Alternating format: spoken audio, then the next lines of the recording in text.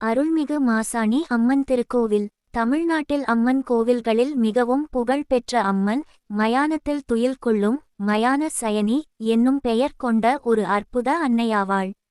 இத்தகைய சக்தி வாய்ந்த அம்மன் உறைந்துள்ள இடம் கோவை மாவட்டத்தில் ஆனைமலை என்னும் சிற்று-றில்.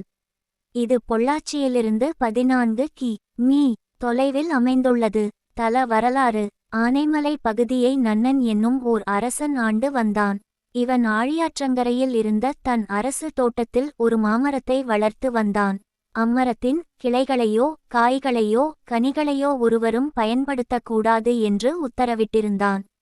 ஒரு நாள் விதி வசத்தால் ஆழியார் ஆற்றில் நீராடிக் கொண்டிருந்த ஒரு பெண்கள் குழுவிலிருந்த ஒரு பெண், பக்கத்தில் இருந்த நன்னனின் மாந்தோட்டத்து மரத்திலிருந்த ஒரு மாங்கனி அந்த ஆற்றில் விழுந்ததைக் கண்டு, அதன் கட்டுப்பாடு குறித்து மறந்து போனவளாக அதனை உண்டுவிட்டாள். இதை அறிந்த நன்னன் அப்பெண்ணை உடனடியாக கொலை செய்துவிடும்படி உத்தரவிட்டான்.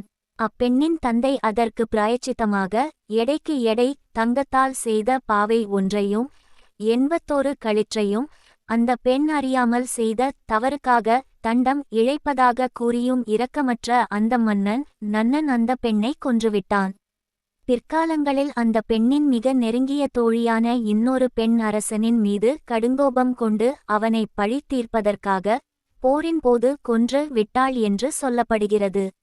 அதற்கு பிறகு அந்த பெண் ஆழியாறு ஆற்றங்கரையில் இருந்த மயானத்தில் புதைக்கப்பட்டுள்ளாள். மக்கள் அவள் உருவ நடமாட்டம் இருப்பதைக் கண்டு வழிபட ஆரம்பித்து உள்ளனர். அந்த பெண்ணைத்தான் மயான சயனி என்று வழங்கி காலப்போகில் அது மருவி மாசாணி என்றாகி உள்ளது. தலச்சிறப்பு: 5 அடி உயரமான. பொதுவாக நாம் அனைத்து தலங்களிலும் அம்மன் நின்ற கோலத்திலோ அமர்ந்த கோலத்திலோதான் காட்சி அளிப்பதை கண்டிருப்போம். ஆனால் இந்த மாசாணி அம்மனோ சயன கோலத்தில் மிக வித்தியாசமான காட்சி அருளும் நாயகியாக இருப்பது அதிசயத்திலும் அதிசயம். 4 கைகளில் 2 கைகளை நிலத்தின் மேலே தூக்கிக் கொண்டு மற்ற 2 கைகளும் தரையோடு இருக்கும். கைகள் திரிசூலம், முரசு, அரவம் மற்றும் மண்டையோடு தாங்கியிருக்கும். இந்த கோவிலில் ஒரு பிரத்யேகமான பழக்கம்: பக்தர்கள் தங்கள் குறைகளையும் தேவைகளையும் ஒரு துண்டு காகிதத்தில் எழுதி அதனை அன்னையின் பாதத்தில் சமர்ப்பித்தால் அந்த குறை தீரும் என்பது மக்களின் நம்பிக்கை. இந்த கோவிலின் மிக சுவாரஸ்யமான விஷயமே அன்னையின் உடனடி நீதி வழங்கும் சக்தி அம்சமான நீதிக்கல்.